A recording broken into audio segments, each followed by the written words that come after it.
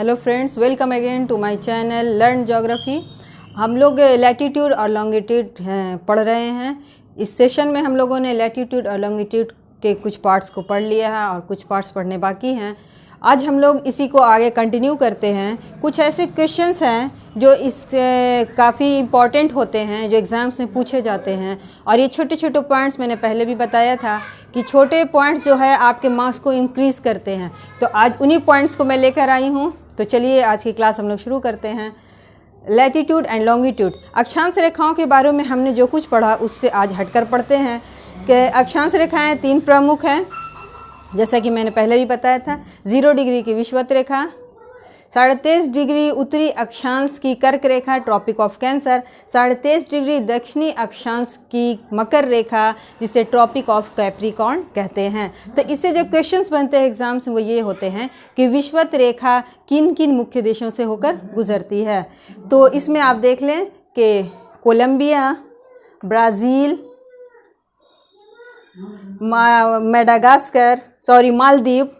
मालदीव और इंडोनेशिया, इनसे होकर, इसके अलावा और भी कई कंट्रीज़ हैं जिनसे होकर विषुवत रेखा गुजरती है। लेकिन क्वेश्चंस इन्हीं से बनते हैं और कई बार एग्जाम्स में पूछे गए हैं, इसलिए इन्हीं को पढ़ना इम्पॉर्टेंट होता है।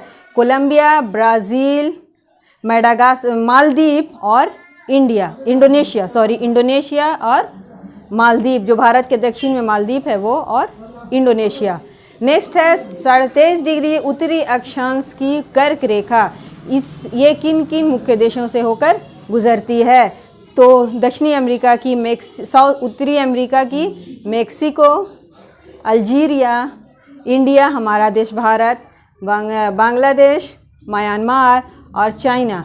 तो इसमें कंफ्यूज करने के लिए क्वेश्चंस जब दिए जाते हैं एग्जाम्स में, तो उसमें ऑप्शंस में पाकिस्तान डाल दिया जाता है कि किन किन देशों से होकर कर्क रेखा गुजरती है। तो उसमें भारत, बांग्लादेश, म्यांमार और साथ में पाकिस्तान डाल दिया। तो कंफ्यूज हो जाते हैं कि ये सब पड़ोसी देश हैं, तो क्या पाकिस्तान से भी होकर गुजरती है? तो याद रखिए हमेशा पाकिस्तान से होकर कर्क रेखा नहीं गुजरती है।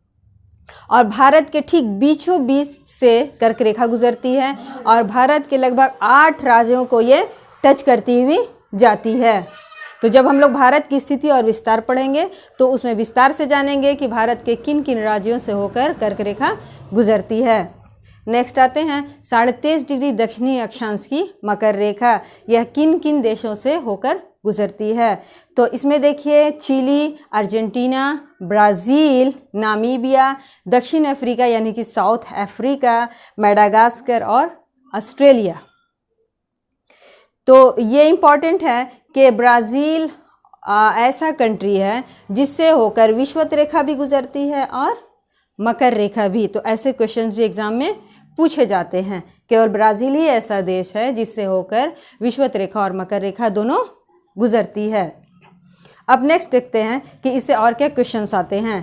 क्वेश्चंस ये भी आता है कि वह कौन सी नदी है जो विषुवत रेखा को दो बार काटती है? तो वो है कांगो में बहने वाली कांगो नदी, जो विषुवत रेखा को 2 बार काटती है। इसके अलावा मकर रेखा को कौन सी नदी 2 बार काटती है? तो वो है लिम्पोपो नदी, ये भी अफ्रीका में ही है। ये मकर रेखा को 2 बार काटती है।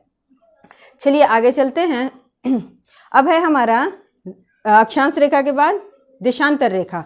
तो देशांतर रेखा में हम लोगों ने क्या समझा था कि कुल 360 देशांतर रेखाएं खींची गई हैं प्रत्येक 1 डिग्री के डिफरेंस पर, और देशांतर रेखाओं से समय का निर्धारण किया जाता है। और 0 डिग्री की देशांतर रेखा को मेन देशांतर रेखा माना गया है और इसे यूनिवर्सल टाइम भी कहते हैं, और समय का निर्धारण इसी के ईस्ट और वेस्ट जाने पर किया जाता है। जब हम ग्रीनविच, जिसकी वैल्यू 0 डिग्री होती है, जो यूनाइटेड किंगडम के लंदन, जो उसकी कैपिटल लंदन है, उसके पास ग्रीनविच नाम की एक जगह है, वहाँ की लेबोरेटरी से ठीक वो लाइन क्रॉस करती है, उसको 0 डिग्री की वैल्यू दी गई है 1884 में। अब सोचने की बात यह है कि ग्रीनविच लंदन के पास क्यों बनाया गया। तो आप जान लीजिए कि जो 1800 ईस्वी का दौर था वो ब्रिटिश काल था, यानी कि पूरी दुनिया में ब्रिटिश हुकूमत थी। इसलिए जब ब्रिटिश ने जब इस लाइन को खींचा तो अपनी राजधानी लंदन के पास से लेते हुए 0 डिग्री की वैल्यू को ही दुनिया में इसको मान्यता दिलवाई, खुद से इसको मान्यता दिलवाई गई। तो ये ग्रीनविच जो 0 डिग्री है वो किन किन मुख्य देशों से होकर गुजरता है, ये क्वेश्चन बनता है। तो देख लीजिए, सबसे पहला यूनाइटेड किंगडम यानी कि ग्रेट ब्रिटेन, दूसरा है फ्रांस, तीसरा है स्पेन, अल्जीरिया और घाना।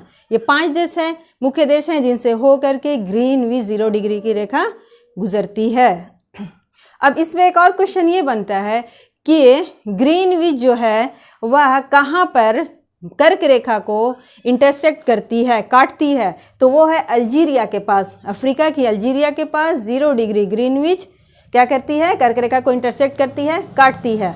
और वो विषुवत रेखा को गिनी की खाड़ी के पास जो कि अटलांटिक ओशन में है, वहाँ पर इसको इंटरसेक्ट करती है। और मकर रेखा को ये अटलांटिक ओशन में ही इंटरसेक्ट करती है, नामीबिया के पश्चिम में, नामीबिया के वेस्ट में। तो ये क्वेश्चन हो गया। नेक्स्ट है हमारा इंटरनेशनल डेडलाइन। ये भी देशांतर की एक प्रमुख रेखा है। ये 360 का हाफ मैंने बताया था कि 180 होता है। तो इसमें इम्पॉर्टेंट देखिए कि ये रेखा सीधी नहीं है, ठीक है। तो इस रेखा को 4 बार मोड़ा गया है, इसको 4 बार मोड़ा गया है। कुछ देशों के दिन और समय को ठीक करने के लिए, सेट करने के लिए इसको 4 बार मोड़ा गया है। ये यूएसएसआर और ये जो अलास्का है अमेरिका का, उसके बीच में है। इसकी इम्पॉर्टेंट बात यह है कि जब आप इंटरनेशनल डेट लाइन के ईस्ट में आते हैं तो एक दिन क्या है, पीछे हो जाता है। और जब आप इसके वेस्ट में जाते हैं तो एक दिन क्या होता है, बढ़ जाता है। यानी इंटरनेशनल डेट लाइन के अगर आप ईस्ट में संडे का दिन है तो उसके वेस्ट में मंडे होगा। इससे एक क्वेश्चन और ये आता है कि वह कौन सा स्ट्रीट है यानी जल डमरू मध्य है जो सबसे नज़दीक है इंटरनेशनल डेट लाइन यानी कि अंतर्राष्ट्रीय तिथि रेखा के। तो वह हमारा बेरिंग स्ट्रीट यानी कि बेरिंग जल डमरू मध्य। तो ऐसे ही क्वेश्चंस एग्जाम्स में पूछे जाते हैं, आप कंफ्यूज नहीं हो। इससे मैंने कई क्वेश्चन बता दिए हैं। और अगर आप IAS PCS वगैरह के क्वेश्चन बैंक देखेंगे और भी वनडे एग्जामिनेशंस के बहुत सारे, तो उसमें इन क्वेश्चंस को कई बार घुमा घुमा कर पूछा गया। अब अगर आपका कॉन्सेप्ट क्लियर है तो आप सारे आंसर्स ईजिली कर सकते हैं। सबसे पहले अपना कॉन्सेप्ट क्लियर कीजिए। तो आई होप कि आप लोगों ने इसको समझ लिया होगा। मिलते हैं फिर नेक्स्ट वीडियो में, तब तक के लिए टेक केयर।